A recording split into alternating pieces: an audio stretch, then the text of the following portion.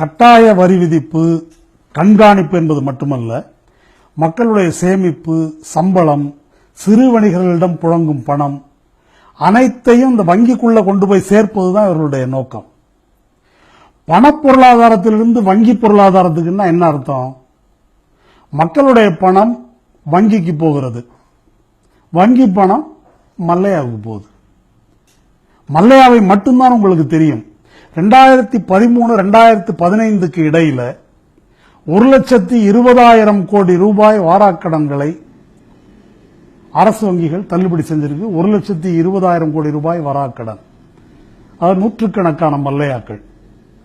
அதானி, அம்பானி போன்ற முதலாளிகள் கடனுக்கு வட்டி கூட கட்டுறதில்லை.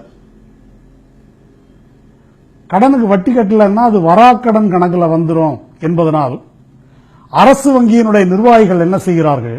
இந்த முதலாளிகளுக்கு மேலும் கடன் கொடுக்கிறாங்க. இவங்களே கடன் கொடுத்துட்டு அந்த கடன் தொகையிலிருந்தே வட்டி வந்ததாக வரவு வைத்துக் கொள்ளுகிறார்கள். ரிசர்வ் வங்கியினுடைய முன்னாள் கவர்னர் ரகுராம் ராஜன் இதை பார்த்துட்டு அவர் சொன்னார், நல்லா சொன்னார், நீங்க பன்னிக்கு லிப்ஸ்டிக் போட்டு விடுறீங்க, அப்படி லிப்ஸ்டிக் போட்டு விட்டா அது இளவரசி ஆயிடுமான்னு கேட்டார். வராக்கடன்களை வரப்போகிற கடன் போல் காட்டுகின்ற பித்தலாட்டம் தொடர்ந்து நடந்து கொண்டிருக்கிறது. 2015ஆம் ஆண்டு இறுதியில் 4 லட்சம் கோடி ரூபாய் தான் வராக்கடன் கணக்கு காட்டினாங்க. அதற்கு பிறகு அதையெல்லாம் சோதித்து பார்த்த பிறகு 3 மாதத்தில் 4 லட்சம் கோடி வராக்கடன் என்பது 6 லட்சம் கோடியா மாறுது. இன்னைக்கு என்ன நிலவரம்? பிஎன்பி பாரிபாஸ் என்ற நிதித்துறை ஆய்வு நிறுவனம், பிரெஞ்சு நிறுவனம், அது சமீபத்தில் ஒரு அறிக்கை வெளியிட்டிருக்கிறது. அது கடந்த ஏப்ரல் மாதம் எக்கனாமிக் டைம்ஸ்ல வெளிவந்திருக்குது. இந்தியாவில் இருக்கிற டாடா, பிர்லா, அம்பானி, அதானி உள்ளிட்ட தரகு முதலாளிகளுக்கு தேசியமயமாக்கப்பட்ட வங்கிகள் கொடுத்திருக்கிற மொத்த கடன் 75 லட்சம் கோடி ரூபாய். 75 லட்சம் கோடி ரூபாய். அதுல 12 லட்சம் கோடி ரூபாய் கோவிந்தா அப்படின்னு எழுதியிருக்குது அந்த ஆய்வறிக்கை. அந்த 12 லட்சம் கோடி ரூபாய் வராது, அது வராக்கடன் என்று சொல்லுகிறது. ஆசியாவிலேயே வராக்கடன் அப்படின்றதுல முதல் இடத்துல இருக்கிறது இந்தியா. சீனாவிலையும் வராக்கடன் இருக்குது, அங்க 6.6%.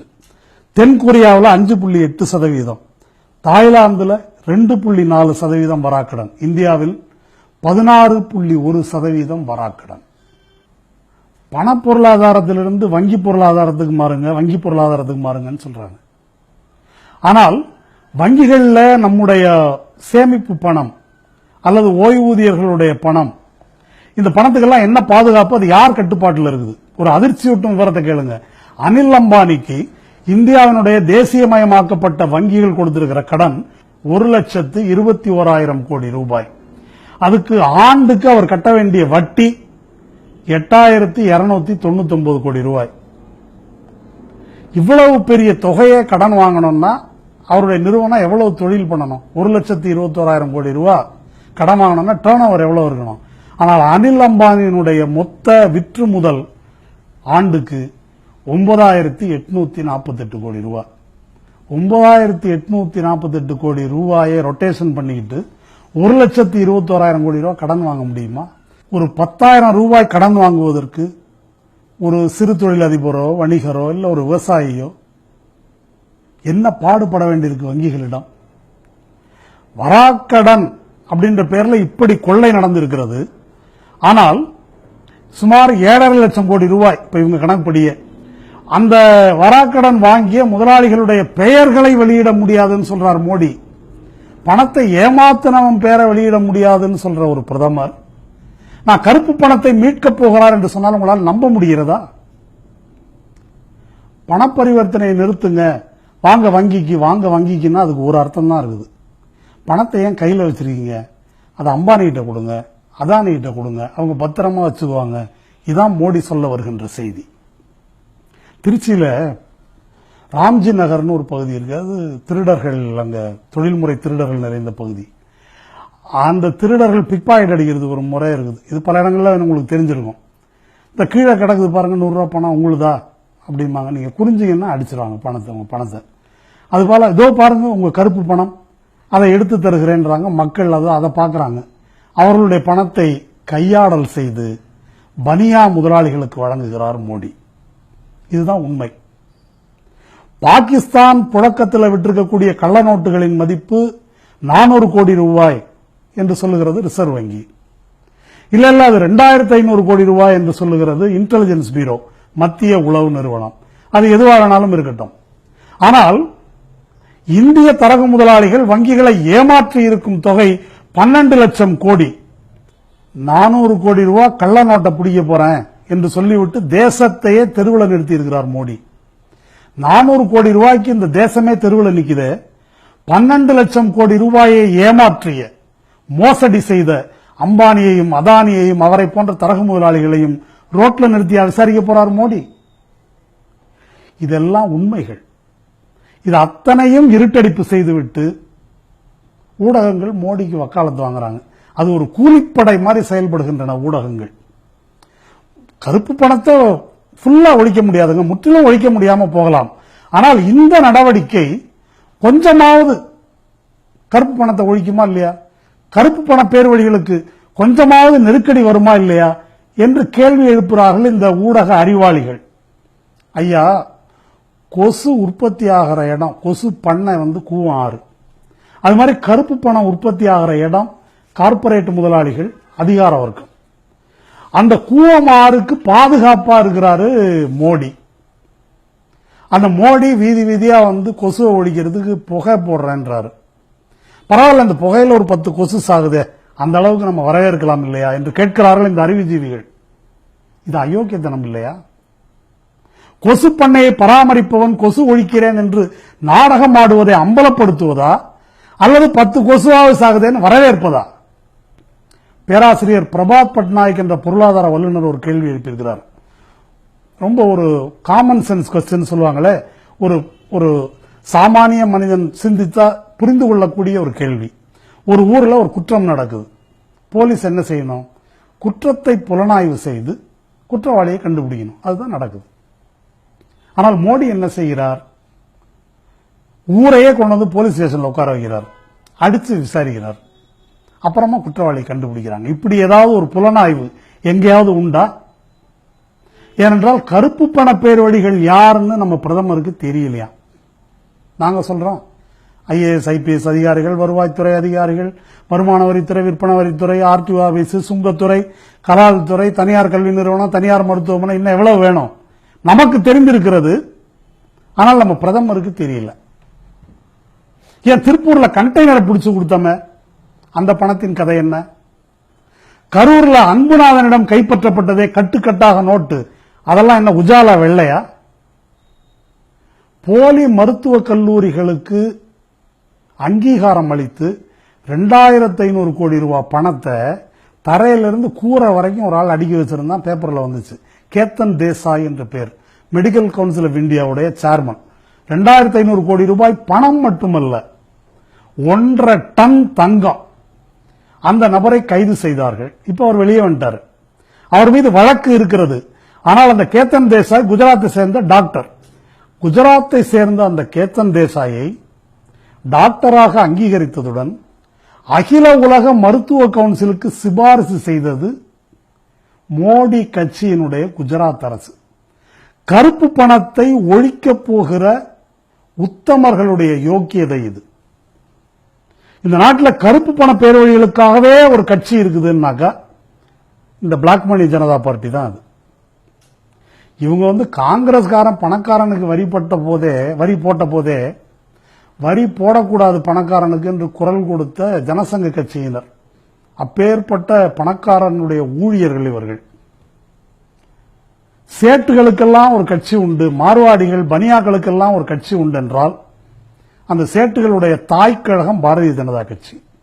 சேட்டு அப்படின்னு சொன்னாலே நம்பர் 2 வணிகம். இவர்கள் கருப்பு பணத்தை ஒழிக்க போறாங்களாம். அதை நாம் நம்பணுமா? பணப்பொருளாதாரம் வேண்டாம், வங்கிக்கு வாங்கன்னு ரொம்ப நாளா கூப்பிடுறாங்க.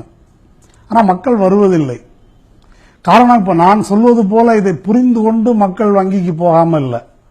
நம்ம பண்ற தொழில், நம்ம பண்ற பிசினஸுக்கு பேங்குக்கு என்னத்துக்கு, தேவைப்பட்டா போய்க்கலாம் அப்படின்றதுதான் சிறு தொழில், சுய தொழில் செய்பவர்கள் பல பேருடைய கண்ணோட்டம். பணப்பொருளாதாரம் சௌரியமா இருக்குதுன்னு நினைக்கிறாங்க. அப்போ கூப்பிட்டு வரமாட்டேன்றான், எப்படி வரவழைப்பது? 500 1000 செல்லாது. இப்ப வேற வழி கிடையாது, வந்து நில்லு. வங்கி வாசல்ல சாலையில கொண்டு வந்து நிறுத்தி விட்டார். இப்ப தங்கள் உழைத்து சம்பாதித்த சொந்த காசை மாற்றுவதற்கு பிச்சைக்காரர்களைப் போல தெருவில் நிற்கிறார்கள் மக்கள். வணிகம் அழிந்து விட்டது, தொழில்கள் அழிந்து விட்டது, நாடே நிலை குலைஞ்சு போயிருக்குது, நோயாளிகள் சாகுறாங்க. இதை நிர்வாக திறமையின்மைன்னு சில பேர் சொல்றாங்க. திட்டம் நல்ல திட்டம் தான், ஆனா நிர்வாக திறமையின்மை அப்படின்னு விமர்சிக்கிறாங்க. இது நிர்வாக திறமையின்மையா அல்லது திட்டமிட்ட சதியா? இது ஒரு முட்டாள்தனமா அல்லது தெரிந்தே செய்யப்படுகின்ற அயோக்கியத்தனமா? ஒரு புழக்கத்தில் இருக்குதுங்க பணம். புழக்கத்தில் இருக்கிற பணத்தில் 85% பணத்தை நாளையிலிருந்து ராத்திரியிலிருந்து செல்லாது என்று அறிவித்தால் என்ன நடக்கும்? இது பொருளாதார அறிவே இல்லாத ஒரு முட்டாளுக்கு கூட புரியும். நம்முடைய ரிசர்வ் வங்கி கவர்னர் இருக்கிறாரே, அவர் முகேஷ் அம்பானி கிட்ட வேலை பார்த்தவர், அவருடைய ஊழியர். நம்முடைய பிரதமர் அதானிக்கு இன்றைக்கும் ஊழியர். இவங்களுக்கு புரியாதா? நமக்கு புரியுறது. எதுக்காக வரிசையில் நிக்கிறீங்க? கிரெடிட் கார்டு வாங்கிக்கங்க, டெபிட் கார்டு வாங்கிக்கங்க, சுலபமா பரிமாற்றம் செஞ்சுங்கன்னு ரிசர்வ் வங்கி வந்து அறிக்கை கொடுக்குது. ஏடிஎம் இல்லைன்னா என்ன, பேடிஎம்முக்கு மாறிக்கங்க என்று முழு பக்க விளம்பரம் கொடுக்கிறது. ஆங்கில நாளேட்டில் மோடியின் படத்தை போட்டு பேடிஎம் என்ற தனியார் நிறுவனம். நந்தன் நீலகேணின்றவர் கேள்விப்பட்டிருப்பீங்க, இன்போசிஸினுடைய நிறுவனர்களில் ஒருவர். அவர் அப்புறம் ராஜினாமா பண்ணிட்டு வெளியே வந்தார். அவர் தான் நீங்க எல்லாம் வச்சிருக்கீங்களே ஆதார் அட்டை, அந்த அட்டையை தயாரித்த unique identification authority of India என்ற திட்டத்தினுடைய தலைவர் நந்தன் நீலேகனி. அவர் வந்து ஆதார் அட்டை மட்டுமில்ல, யூனிஃபைடு பேமெண்ட் இன்டர்ஃபேஸ் என்று ஒன்றையும் உருவாக்கி இருக்கிறார்.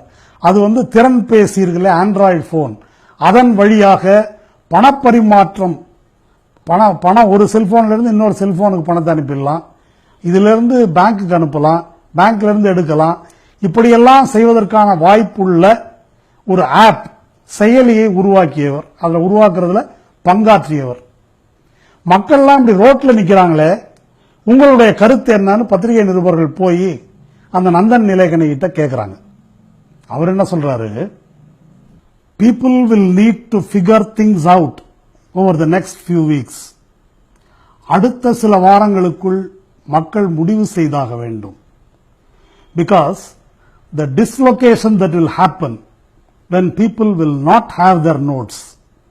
காகித பணம் கைவசம் இல்லை என்றால் என்ன நடக்கும் என்பதை மக்கள் புரிந்து கொள்வார்கள்.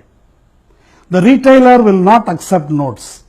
கடைக்காரர்கள் பணத்தை வாங்க மாட்டார்கள். They will realize that cash was thought of as such a friction-free thing. காகித பணம் தான் தொந்தரவில்லாதது என்று நாம் நினைத்துக் கொண்டிருந்தோமே. Now they will suddenly find that it is a nuisance.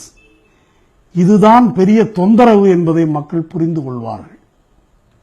I think this will push people towards digital transactions. இது பண பரிவர்த்தனையிலிருந்து digital டிரான்சாக்சனை நோக்கி, அதாவது டெபிட் கார்டு கிரெடிட் கார்டுகளை நோக்கி மக்களை தள்ளும் என்று சொல்லுகிறார் நந்தன் நீலேகனி. மோடி சொல்றாரு, மக்களுக்கு நேர்ந்து விட்ட அசௌரியத்துக்கு வருந்துகிறேன், டிசம்பர் கடைசி வரைக்கும் பொறுத்துக்கங்கன்றார். அருண் ஜேட்லி வருத்தம் தெரிவிப்பதாக சொல்லுகிறார். நீலேகனி சொல்லுகிறார், இதுதான் மக்களை வங்கிகளை நோக்கி தள்ளும் என்கிறார். மோடி சொல்வது உண்மையா? நந்தன் நீலேகனி சொல்வது உண்மையா? இது நிர்வாக திறமையின்மையா அல்லது சதித்திட்டமா? நீங்கள் முடிவு செய்து கொள்ளுங்கள். இந்த உரையின் மையமான விஷயங்களை இறுதியாக ஒரு முறை தொகுத்து சொல்லுகிறேன். நோக்கம் நல்லதுதான், ஆனால் செய்ததில்தான் பிழை என்று சொல்லுகிறார்களே, அது தவறு.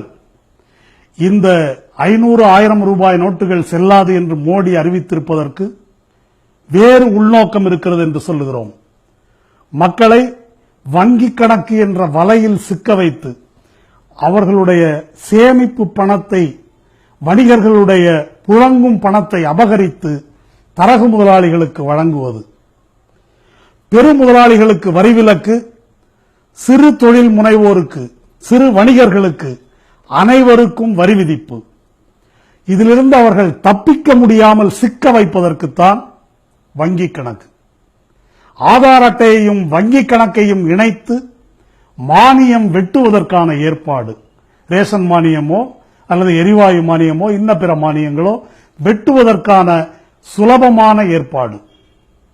பண பரிவர்த்தனையிலிருந்து கடன் அட்டை பரிவர்த்தனைக்கு மாற்றுவதன் மூலம் கொஞ்சம் கொஞ்சமாக சிறு நடுத்தர வணிகர்களை அழித்து கார்ப்பரேட் வணிகத்தின் ஆட்சிக்கு வழிவகுப்பது.